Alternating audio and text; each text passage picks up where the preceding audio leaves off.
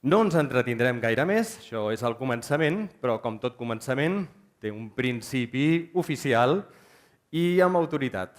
Per això demanaré a la persona que té aquesta autoritat i que farà la inauguració oficial d'aquesta nit de l'eficiència, la presidenta del clúster de l'eficiència energètica de Catalunya, la senyora Tejero Isabel, si és tan amable d'adreçar-se a tots nosaltres. Sisplau.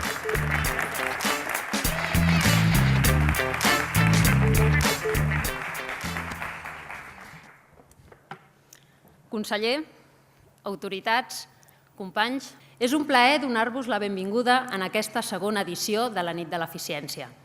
Un esdeveniment que dona continuïtat a la iniciativa que encetàvem ara fa tot just un any i que pretenia ser el punt de trobada de tots els agents del sector. Des que el 2008 una colla d'11 empreses amb moltes ganes i compromeses amb l'eficiència energètica donaven un primer impuls al clúster, hem fet molt i molt de camí.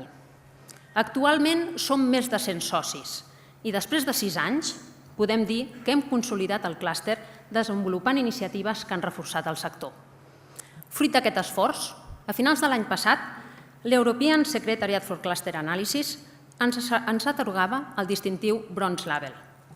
S'acredita l'excel·lència en la gestió del clúster. Aquest segell ens obre les portes a la participació en projectes europeus.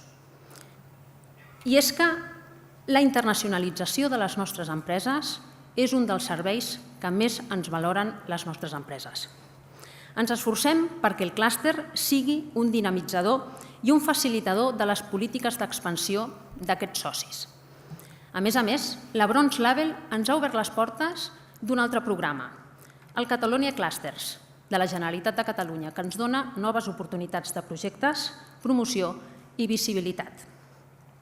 Aquest any 2014 volem reforçar la nostra imatge exterior i potenciar els serveis als associats. Seguirem sent un clúster de sinergies on treballin les empreses grans, les multinacionals, però també les empreses petites i els emprenedors. Perquè el que volem és potenciar l'eficiència energètica del país a través del teixit empresarial amb presència en Catalunya. La unió fa la força i en un sector nou i relativament innovador. Com és el nostre, aquest factor és clau. Com a associació, volem mantenir una imatge moderna amb idees innovadores que permetin impulsar el negoci a curt i llarg termini. Perseguim ser referents de gestió i opinió al sector. Volem que se'ns conegui arreu, perquè aquest coneixement ens obrirà portes a fer negoci.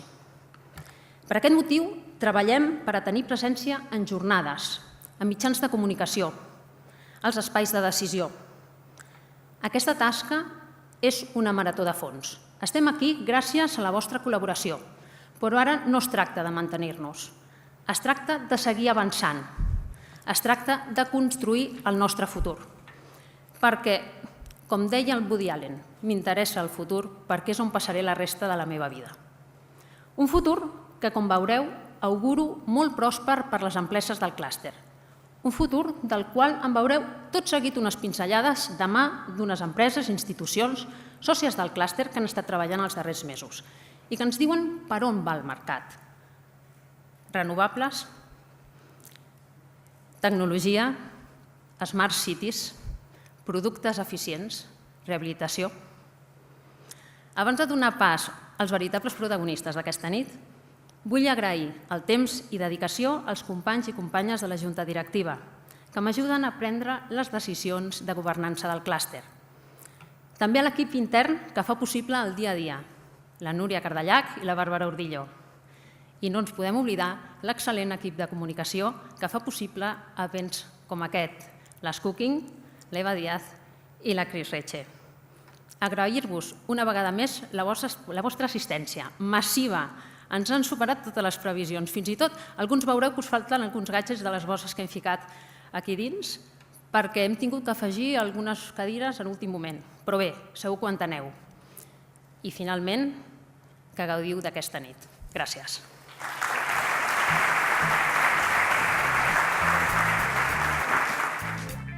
Gràcies, Isabel Tejero, per aquestes primeres paraules.